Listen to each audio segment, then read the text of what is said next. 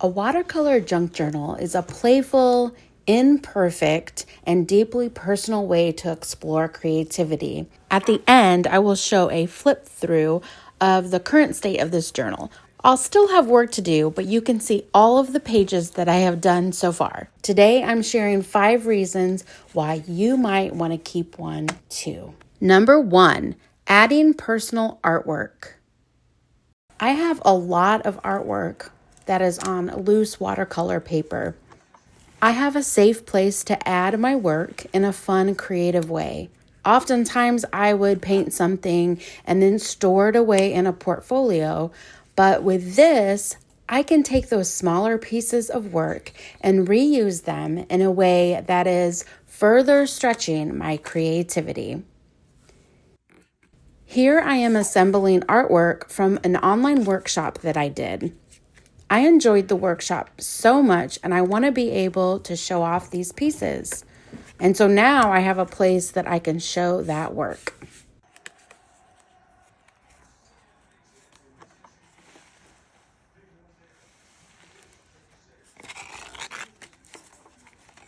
I can also add my own stickers that I have made for my illustrations.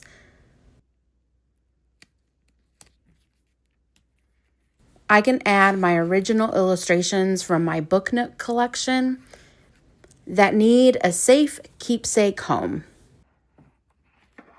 Number 2, creative freedom. With a junk journal, there really are no rules. And with a watercolor junk journal, it is the same. What makes it unique is that you can explore beyond watercolor and incorporate washi tape, pressed flowers, ink, and even a fabric, collage, ink, whatever inspires you, in addition to your watercolor. The base of it is going to be a watercolor journal, but you have the creativity to add so much more. You can add old book pages and recipes and torn pieces of paper. You can mix different mediums together and tell your personal story.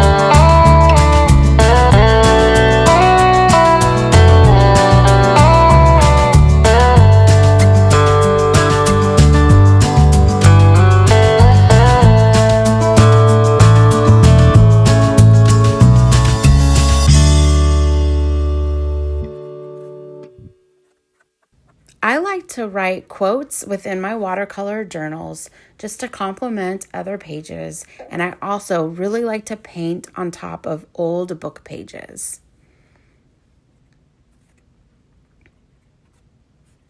Number 3, discover and play.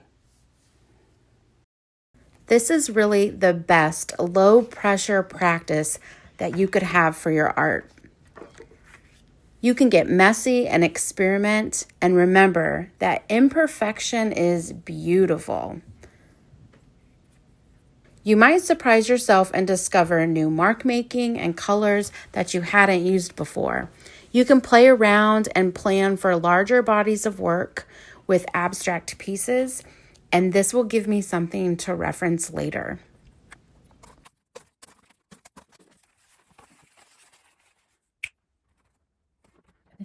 Writing down any notes or details that you may want to remember about the smaller pieces that you've worked on. Number 4, developing your style. Without pressure, you'll naturally discover techniques, color palettes, and even themes that resonate with you. You can mix collage, ink, or whatever inspires you in the moment. It is a stress relief and offers a relaxed, safe place to discover what you like. For example, in this book, I'm focusing on cool colors, greenery, and plants.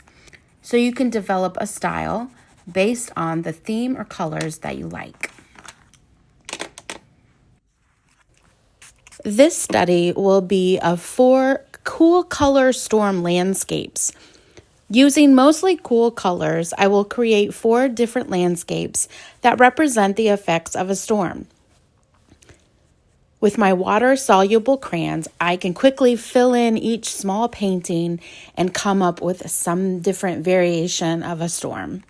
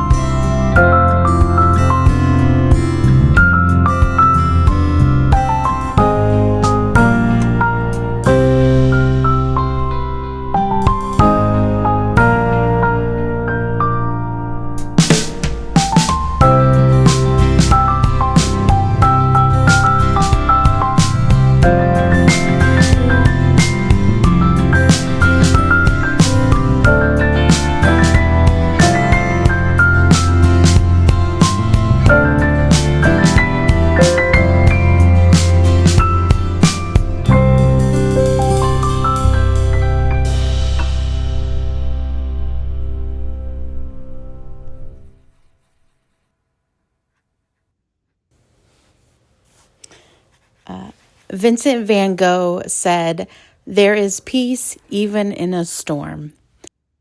I love that quote, and it's fun to be able to discover my own style like the masters of long ago did.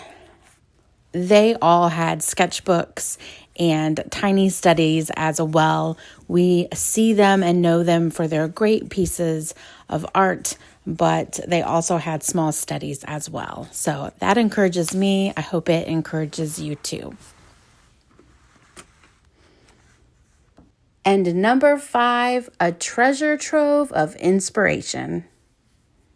I personally like to draw things that inspire me. In this case, plants. I can always look back on it later, like I would with a sketchbook, knowing that it can spark new ideas for future projects like stickers, stationery, or larger pieces of artwork.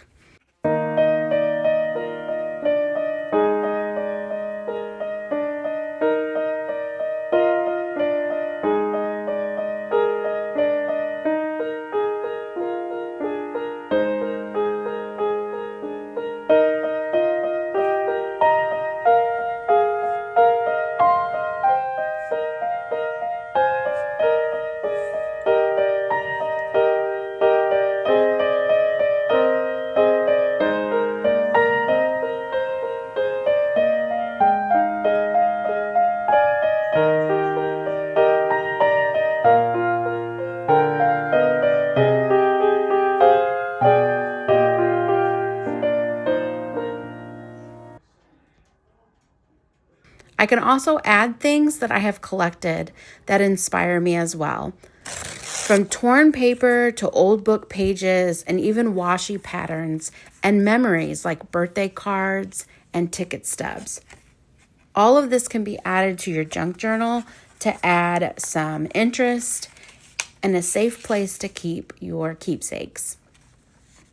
And with all of this in one place, it is a treasure of inspiration that you can look back on again and again.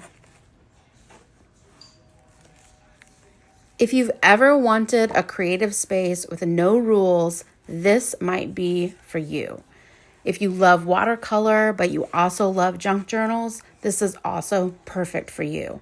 You can mix that art practice of watercolor with the collage and the messiness of junk journals.